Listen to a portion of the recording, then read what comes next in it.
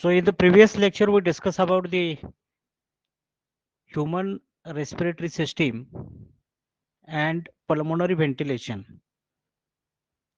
So the human respiratory system, we discuss here the different part of the human respiratory system along with the diagram, that is external nostril, nasal cavity, internal nostril, then larynx, or before that there is a pharynx, then larynx.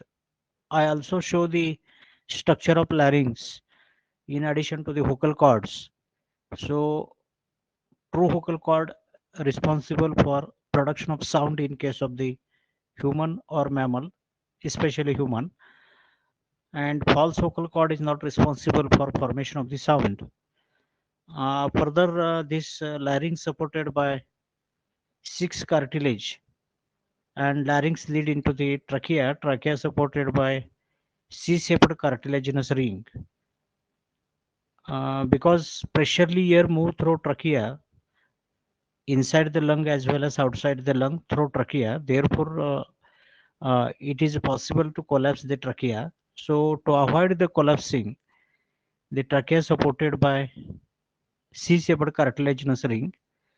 Then, trachea divided into bronchi. These bronchi we call as primary bronchi. Once the primary bronchi enter into the lung, then we call as a secondary bronchi, tertiary bronchi. Then tertiary bronchi further gives into the bronchiole, and bronchiole further give to the alveolar duct, and alveolar duct give to the number of alveoli. So all this part we discussed in the last lecture. In addition to that, pulmonary ventilation,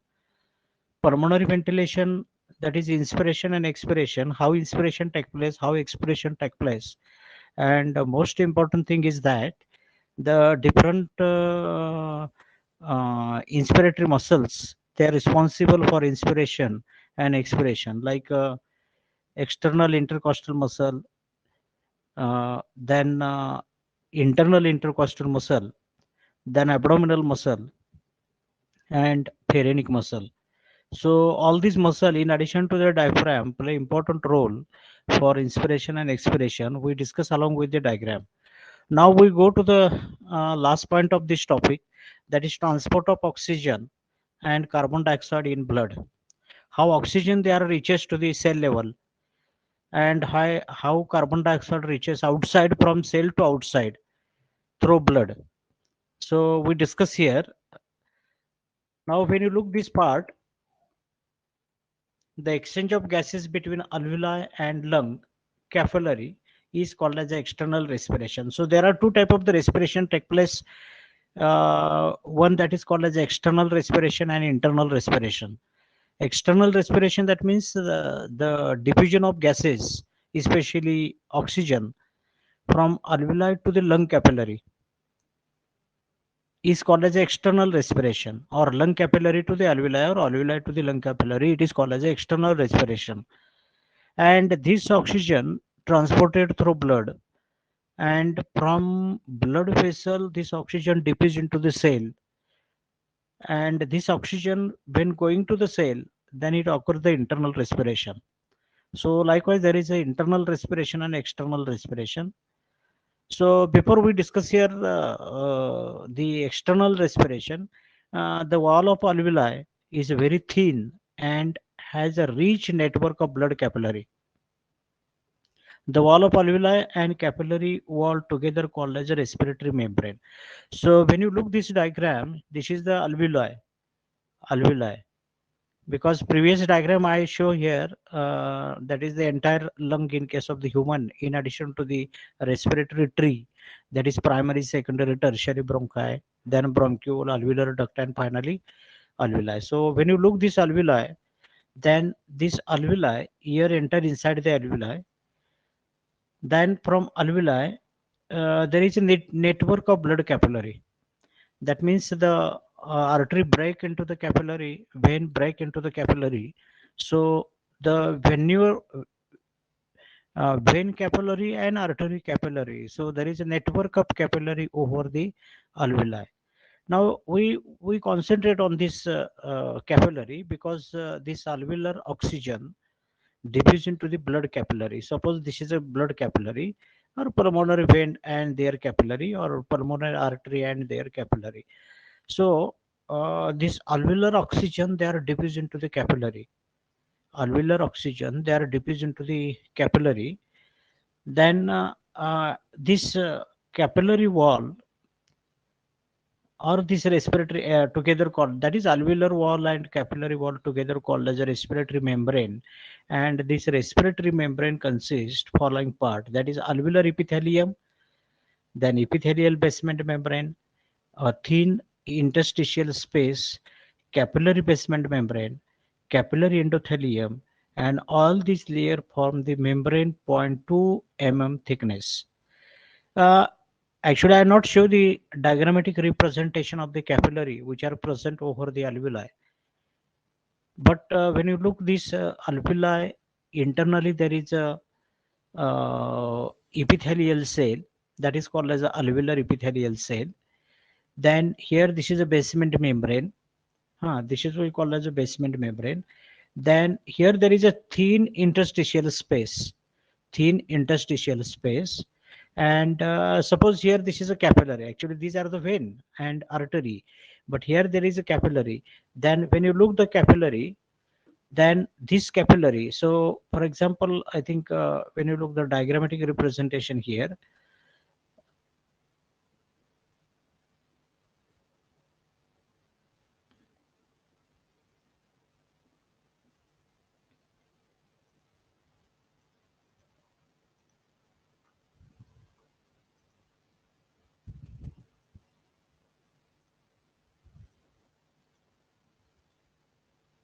okay, uh, diagrammatic representation here, then actually I use later on the whiteboard how capillary network they are present around the alveoli. Now these are the layers, that is alveolar epithelium, epithelial basement membrane, thin interstitial space, capillary basement membrane, capillary endothelium, and all these layer form the 0.2 mm thickness. So this entire 0.2 mm thickness, I think you understand here. This is the alveoli. Alveoli. Inside there is a alveolar epithelium. Here this is a basement membrane, and in between the alveoli and capillary, the space is there. It is called as the interstitial space. And when you look the alveoli, when you look the capillary, then capillary internally there is a capillary membrane, then capillary epithelium. That is called as a capillary endothelium or capillary epithelium, capillary endothelium. And so all these layers, they are 0.2 mm thickness. Now when you look this diagram second here, the internal respiration, the internal respiration means the exchange of gases between tissue, blood, capillary, and tissue cell. Means this oxygen from blood vessel enter into the cell. This process we call as the internal respiration. And this internal respiration, generally tissue, blood, capillary, and tissue cell, transport of oxygen. Blood take oxygen from lung to heart, and from heart to various part of body.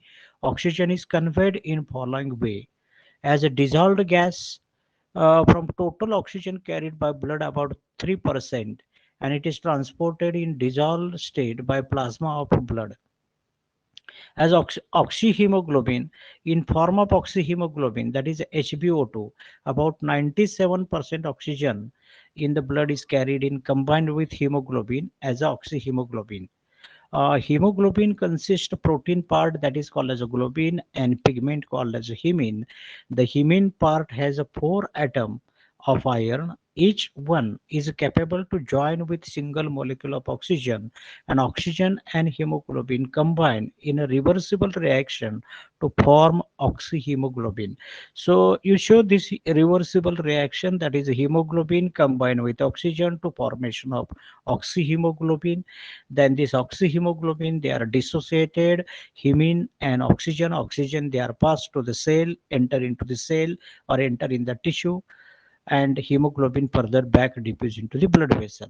In the lung, due to the high partial pressure of oxygen, that is PO2, high partial pressure of oxygen, oxygen bind with hemoglobin, but when it react to the cell, sorry, it reaches to the cell of diffuse in a cell of diffuse tissue, oxygen leaves hemoglobin and absorbed in the tissue cell because partial pressure of oxygen, that is PO2, is in the tissue cell is a less.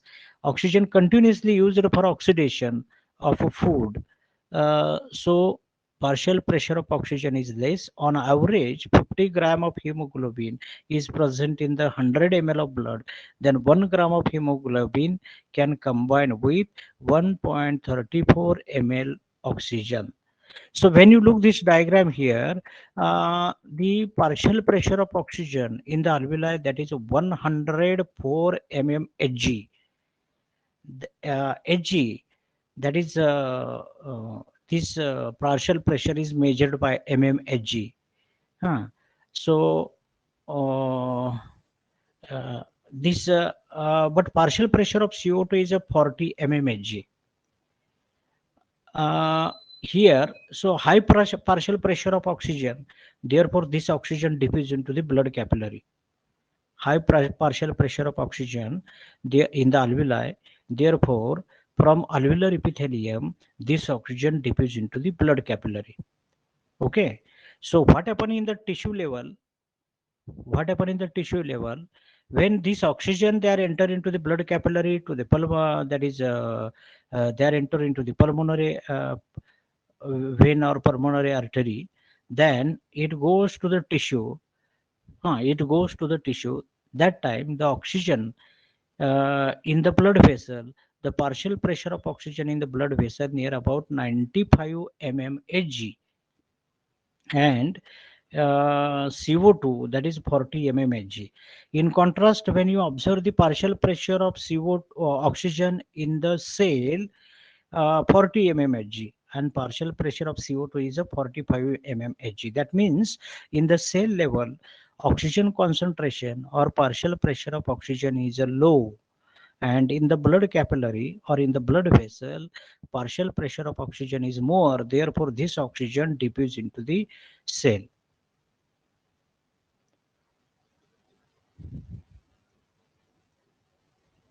Okay, this oxygen diffuses into the cell. Here cell CO2 concentration is more. That means partial pressure of CO2 concentration is, partial pressure of CO2 is more as compared to the blood vessel. Therefore, this CO2 enter into the blood capillary. Okay, so this is in this diagram here, and this is a reversible reaction take place. That means due to the hemoglobin, hemoglobin, that is nothing but the hemine and globin. Hemine is iron, globin is a protein, and this hemine having ability to join one molecule of oxygen. That's why the oxygen immediately combined with hemoglobin, and there is a formation of oxyhemoglobin. So that's why I mentioned here the 97% of oxygen in the blood carried combined with that is combined as a hemoglobin as a oxyhemoglobin. Why just I given the percentage 97% oxygen they are combined with hemoglobin of blood and to formation of oxyhemoglobin, because uh, up to this percent, that is up to the 97% or up to the 100% or up to the 80%, CO2 is not combined with hemoglobin, because in the hemoglobin CO2 have affinity or about the hemoglobin, means hemoglobin have not affinity about the CO2, and that's why few quantity of CO2 they are combined with hemoglobin and formation of carboxyhemoglobin. Few quantity of CO2 combined with hemoglobin to formation of carboxyhemoglobin. But here hemoglobin have a high affinity about the oxygen, and therefore maximum oxygen they are combined with hemoglobin and to formation of oxyhemoglobin. So once the oxyhemoglobin they are formed in the blood or blood capillary or in the blood vessel, then this oxyhemoglobin then reaches to the cell level, and immediately their dissociation, means oxyhemoglobin, that is HbO2, they are dissociated in form of HB and O2, and O2 they are enter into the cell, and Hb further back into the blood capillary. So this is a diffusion of gases here. This 100 ml of blood carries approximately 20 ml of O2. 100 ml of blood carries approximately 20 ml of oxygen. Oxygen hemoglobin dissociation curve or O2 dissociation curve.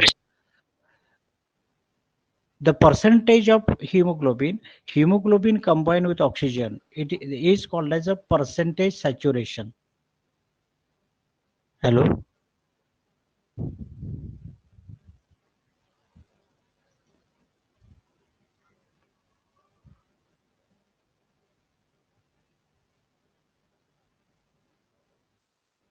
Okay, hemoglobin combined with oxygen is called as a percentage saturation hemoglobin. The association between partial pressure of oxygen and percentage saturation of hemoglobin with oxygen in blood is graphically shown by curve. It is called as a oxygen hemoglobin dissociation curve. Under normal condition, oxygen hemoglobin dissociation curve is a sigmoid shaped or S shaped.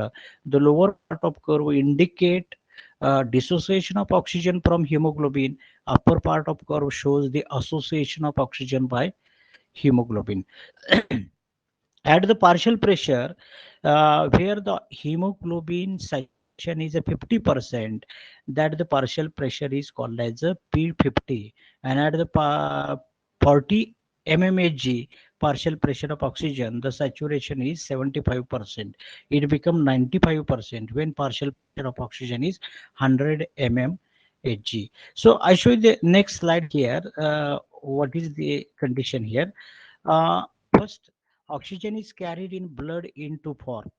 Okay, 97% oxygen bound to the hemoglobin, 3% dissolved into water in form of plasma and blood cell.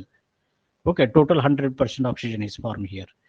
Now hemoglobin increase the O2 carrying capacity of blood near about 30 to 100 fold. Hemoglobin increase oxygen carrying capacity of blood to 30 to 100 fold.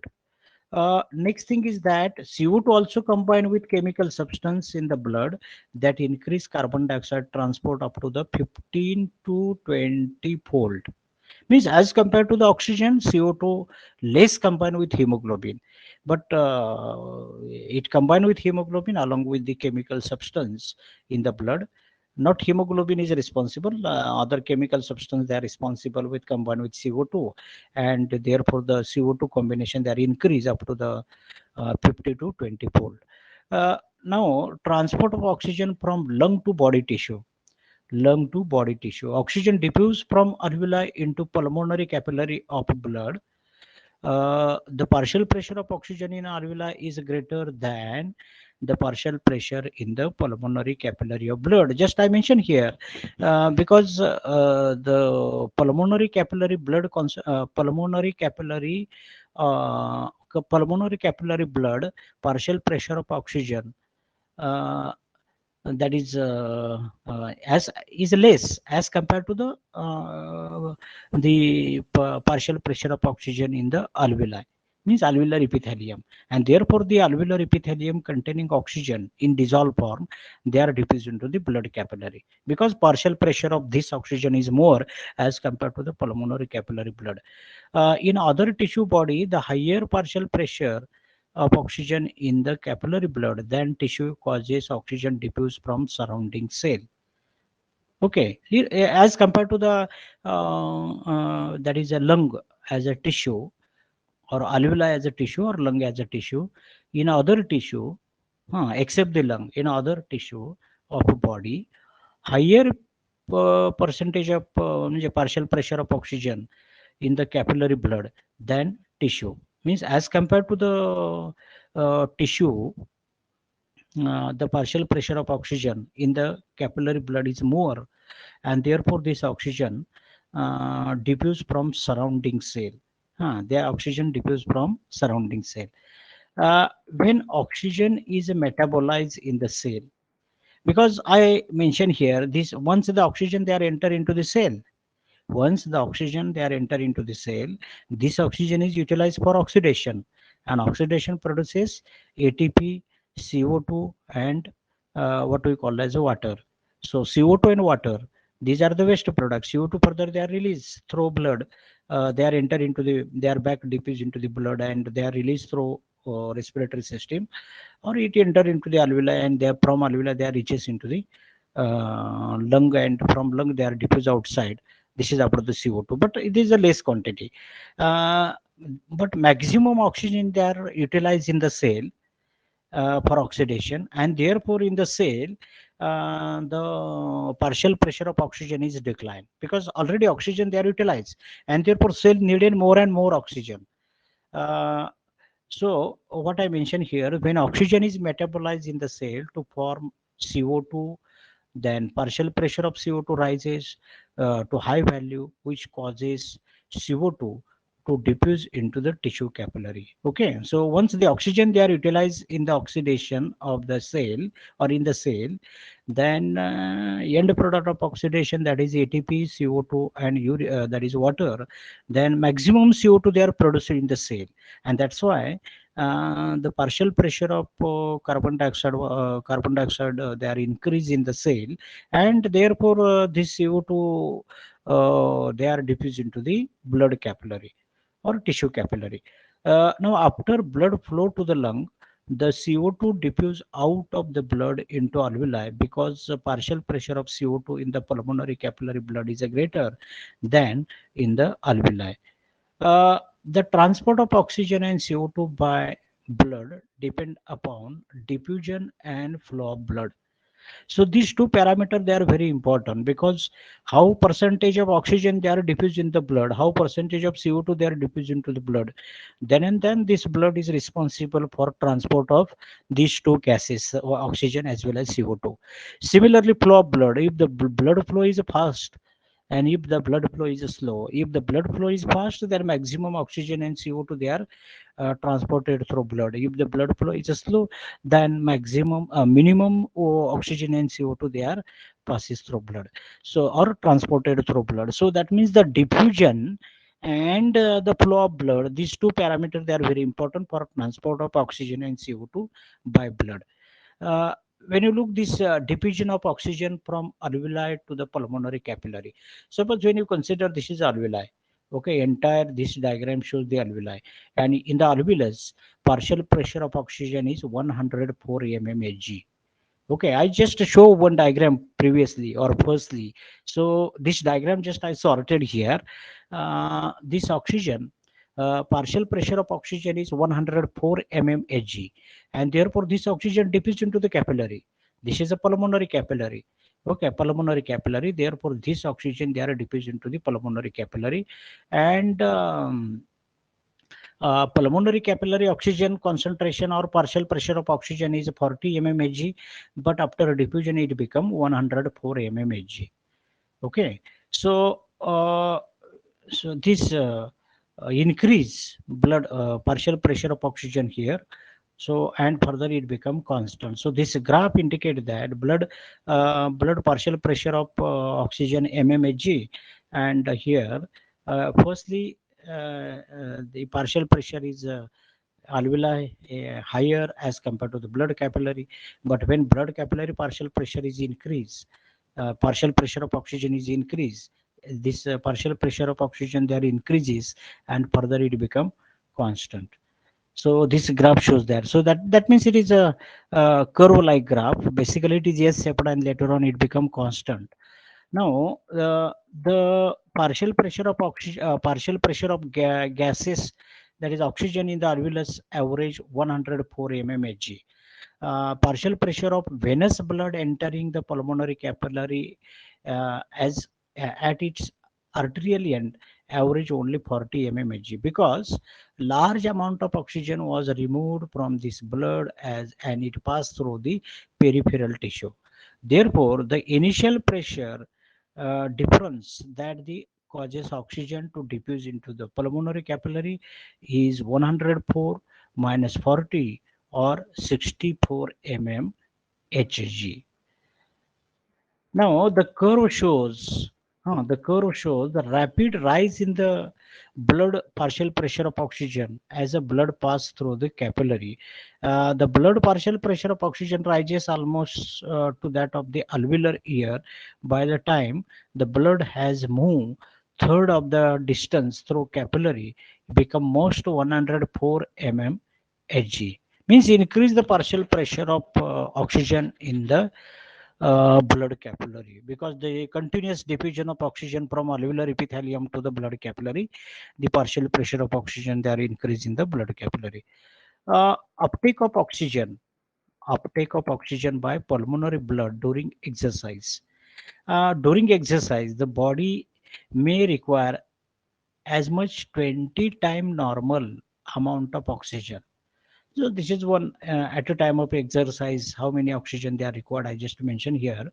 During exercise, body may require 20 times normal amount of oxygen, because increased cardiac output means blood flow rapidly during the exercise, heartbeat rapidly during exercise. So due to the increased heartbeat, increased blood flow, and increased blood flow required maximum oxygen. So during exercise time, the blood remain pulmonary capillary may be reduced less than one half the normal. So this is the uptake of oxygen by pulmonary blood during exercise. The diffusing capacity for oxygen increases almost threefold during exercise. This result mainly for increased surface area of capillary participating the diffusion, more nearly ideal ventilation perfusion ratio in the upper part of lung. Uh, Under non-exercising condition, means under normal condition, the blood normally stay in the lung capillary about 3 times as long as need to cause full oxidation. Therefore, during exercise, even with shortened time of exposure in the capillary, blood can still become fully oxygenated. Uh, the diffusing capacity of oxygen increase almost threefold during exercise. As a result, mainly, just I show here this slide. The transport of oxygen in the arterial blood. I just go basic concept here, and then we go to the how many percentage oxygen they are combined to the hemoglobin, like that. The transport of oxygen in the arterial blood, about 90%. I previously mentioned here 90% blood that enter in the left atrium, or what we call as auricle from the lung, just pass through the alveolar capillary and then become oxygenated up to partial pressure of oxygen about 140 mm. So just you look this previously diagram, then you understand this part here. So this is a suppose when you look, this is heart here. This is a left auricle. This is right ventricle. Sorry, right auricle. This is left what we call as a left ventricle. This is a right ventricle. So here this entire heart, the oxygenated deoxygenated blood separated, no doubt. So this is we call as a systemic artery. That means this part, this ventricle arises, this ventricle containing oxygenated blood, and this ventricle containing deoxygenated blood. Sorry, this blood vessel, that is a systemic vein containing deoxygenated blood. Okay, so what I mentioned here, the uptake of oxygen by pulmonary blood during exercise and transport of oxygen in the arterial blood. About 98% of the blood that enter the left atrium from lung has just passed through the alveolar capillary and has become oxygenated up to the partial pressure of oxygen about 104 mmHg. 2% of blood has been passed from aorta through the bronchial circulation, which supply mainly deep tissue of lung and is not exposed to the lung air. This blood flow is called as a shunt flow, meaning that blood is shunted pass the gas exchange area. On leaving the lung, partial pressure of oxygen of shunt blood is about normal systematic venous blood, about 40 mm Hg. When this blood combine in the pulmonary vein, when this blood combine in the pulmonary vein with oxygenated blood from the alveolar capillary, so called as a venous admixture of blood, causes PO2 of the blood entering the left heart and pump into the aorta to fall to about 95 mm Hg. So the changes in the PO, that is a partial pressure of oxygen in the pulmonary capillary blood, systemic arterial blood, and systemic capillary blood, demonstrating effect of venous admixture. Venous admixture. So that changes the partial pressure of oxygen at different level. That is systematic venous blood, pulmonary capillary, systematic arterial blood, systematic capillary, and systematic venous blood. That is called as a mixed with pulmonary shunt blood. Okay, so this graph shows that now the diffusion of oxygen from peripheral capillary into tissue fluid. Now, once the oxygen is carried through blood capillary or through blood vessel at the tissue level, then what happen here? Suppose the arterial end of capillary partial pressure of oxygen is 95 mmHg. Now this oxygen enter into the cell or tissue here. Here there is a 25 mmHg, and here the venous capillary partial pressure of oxygen is 40 mmHg. Then here that means the when partial pressure of oxygen is less and artery partial pressure of oxygen is more, because the oxygen they are coming from alveoli. In the artery, oxygen they are coming from alveoli epithelium into the artery, and that's why the partial pressure of oxygen is more. But when this oxygen is not coming from alveolar epithelium, therefore partial pressure of oxygen is 40 mmHg, and both this oxygen they are enter into the cell level. So diffusion of oxygen from peripheral tissue capillary to the cell, partial pressure of oxygen in the interstitial fluid equal to 40 mmHg, and in the tissue cell that is a 23 mmHg. Now when the arterial blood reaches the peripheral tissue, when arterial blood reaches to the peripheral tissue, its partial pressure of oxygen in the capillary is still 95 mm, 95 mmHg. At the partial pressure of oxygen in the interstitial fluid that surround the tissue cell average only 40 mmHg. Thus, there is a tremendous initial pressure difference that causes oxygen to diffuse rapidly from capillary blood into tissue. So rapidly that the capillary partial pressure of oxygen fall almost to equal the 40 mm Hg pressure in the interstitium. Therefore, the partial pressure of oxygen of blood leaving the tissue capillary and entering systematic vein is about 40 mm Hg. The effect of rate of blood flow on interstitial fluid partial pressure of oxygen.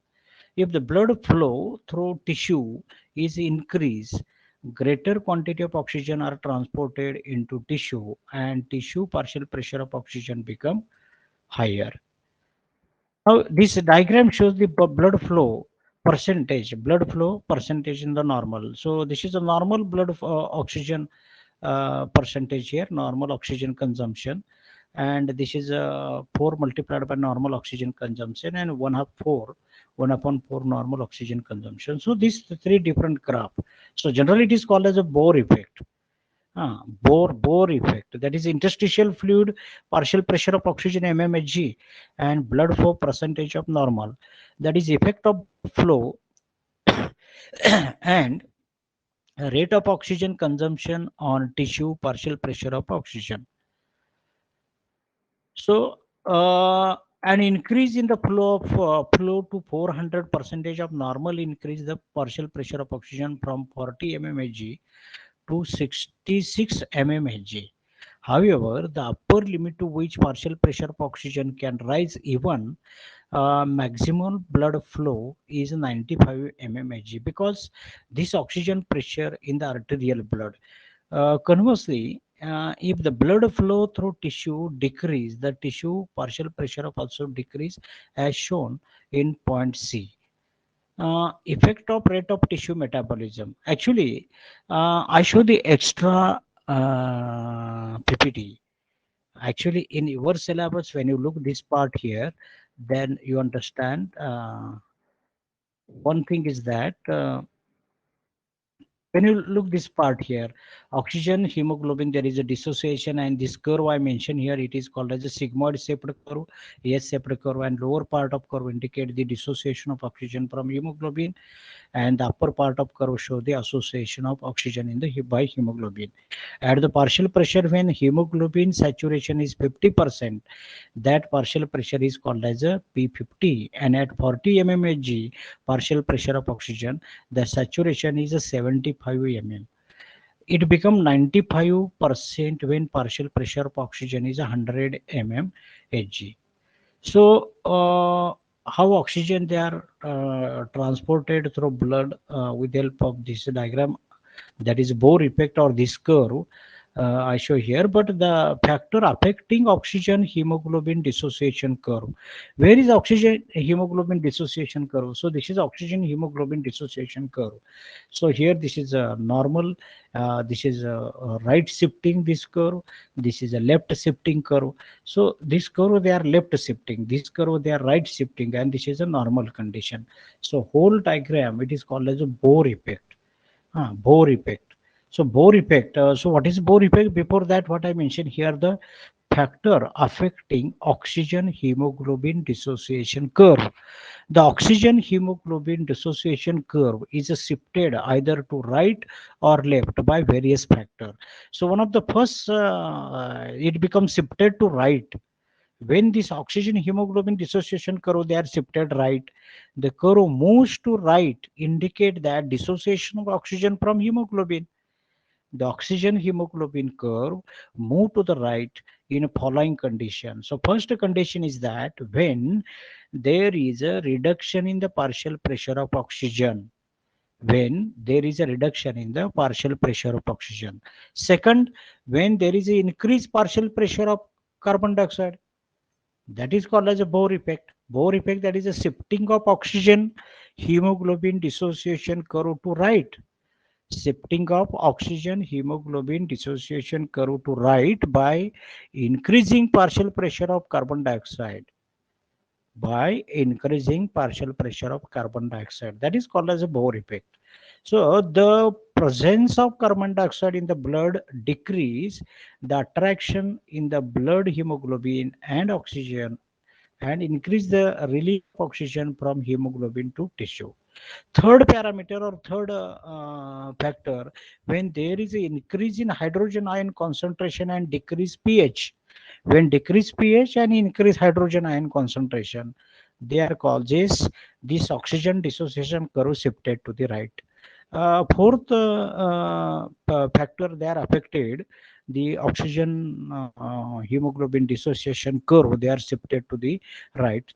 Fourth factor, that is called as a when there is an increased body temperature.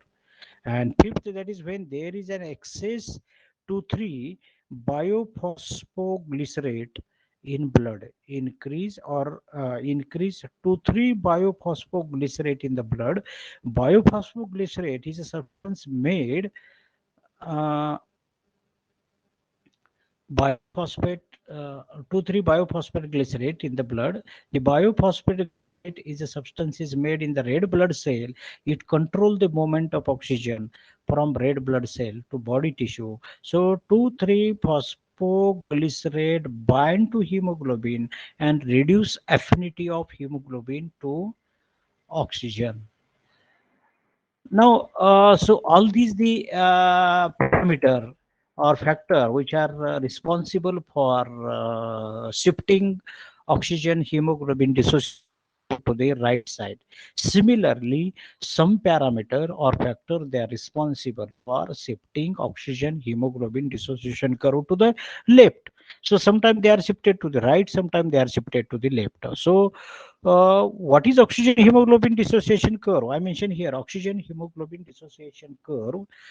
Uh, the percentage of that is percentage saturation of hemoglobin, the association between partial pressure of oxygen and percentage saturation of hemoglobin, how amount of oxygen they are combined with hemoglobin, that is called as a oxygen hemoglobin dissociation curve.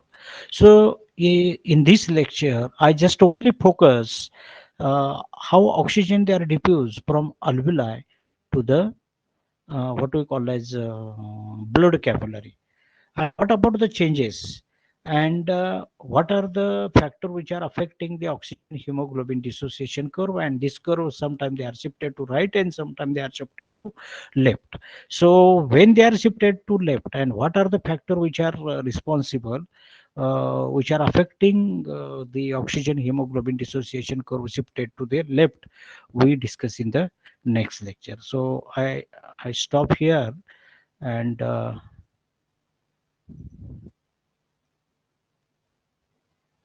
Okay, so I stop here my today's lecture.